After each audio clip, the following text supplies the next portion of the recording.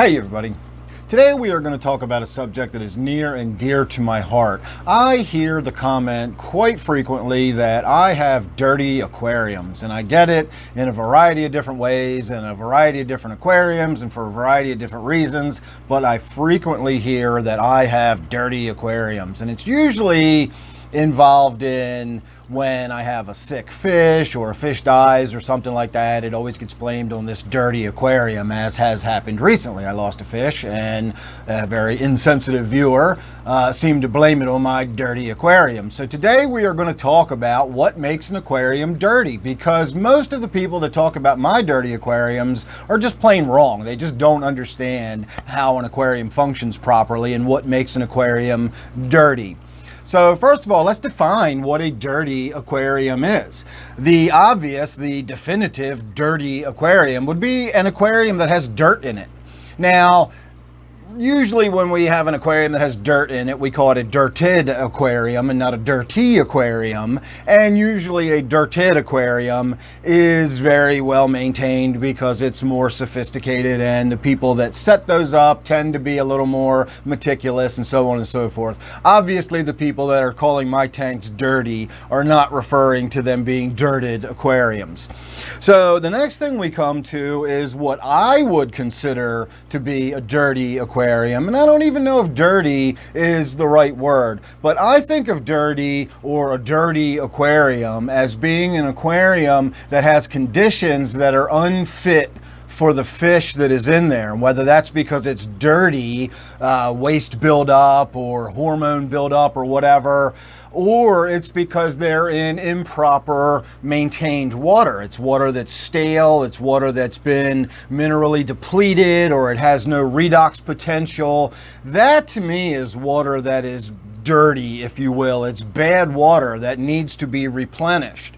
Now, what we actually come to, and where everybody's wrong, is what is generally meant by my dirty aquariums. And that's people who are talking about the fact that my aquariums have algae in them, or they have cyanobacteria in them. Mulm buildup on the bottom of the tank is another thing that people will refer to as being dirty. And none of these things are anything that pose any threat or issue or concern whatsoever to the fish. In fact, even the cyanobacteria in the tank is actually acting as though it's algae. It functions basically the same way as algae as far as photosynthesizing and pulling nutrients out of the water. So algae and even cyanobacteria are actually helping to keep the water clean and healthy, not unhealthy for the fish. So I don't care what your personal aesthetics are. If you think it looks ugly or if you think it looks bad, that's not the same as being dirty. And again, I don't care if you think it looks bad. We're talking about what are the proper conditions for fish and what's going to keep fish healthy.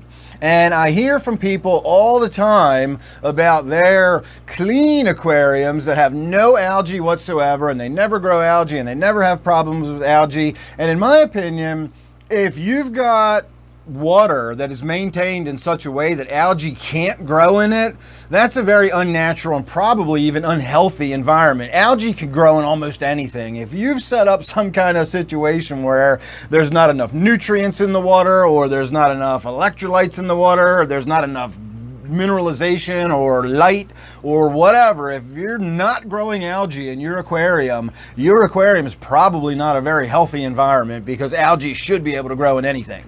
So that was my concern about people that have these algae-free aquariums. And again, it's if that's your personal aesthetic, if you think that looks good, then you should do that. I personally don't. I think a tank with no algae and no what I think of as the patina on an aged, matured fish tank, I think that patina, it makes the tank look good. It makes it look natural. It makes it look healthy. These tanks that look like they were set up an hour ago and that's how they're maintained permanently, that's not for me. Again, if that's your thing, that's fine. But if that's how you're defining the difference between a dirty aquarium and a clean aquarium, then you're very misguided about what comprises a healthy aquarium. Because I've talked to so many people over the years that tell me how wonderful their aquarium is, and then they go on to explain to me how they never do water changes, all they ever do is top their water off, they never do this, they never do that, they never test. And yet look at my water is perfectly clear, it looks clean.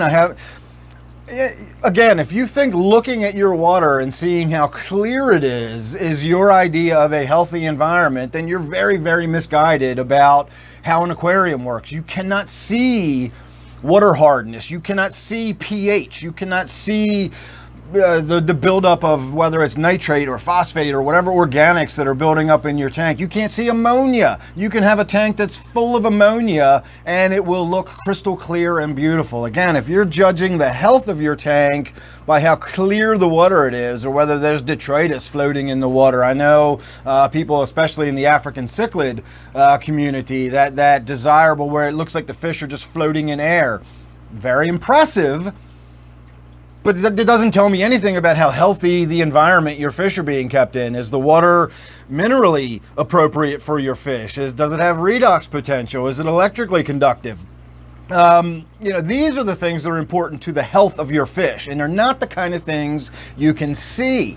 The kind of things you can see, the kind of things that people think of as dirty, mulm, algae, that kind of stuff. Those are not the kind of things that are harmful to your fish at all. And if you've got mulm in your tank or you've got algae growing on stuff, that's probably a more healthy environment for your fish, regardless of how it looks to you. It's probably more healthy to your fish than when you get in there and scrub. When I first started keeping fish, I used to think that's how a fish keep, you weren't doing it right if you didn't have that tank that looks like it was set up an hour ago. And I strived for that. I tried to get the zero nitrate. I did everything to prevent algae from growing in my tank, and I killed a lot of fish. I killed fish constantly because I was always doing water changes. I was always scrubbing. I was always trying to reduce the nitrate and check the phosphate to the nitrate and so on and so forth. That stuff's not what makes a fish tank unhealthy. The improper water chemistry, the fish not being in the proper hardness, the pH crashing, or they're not having enough redox potential, so there's no mineralization in the water. These are the things that make an aquarium unhealthy and unfit for fish. So for all of you out there that keep telling me how dirty my aquariums are and so on and so forth, you're just wrong.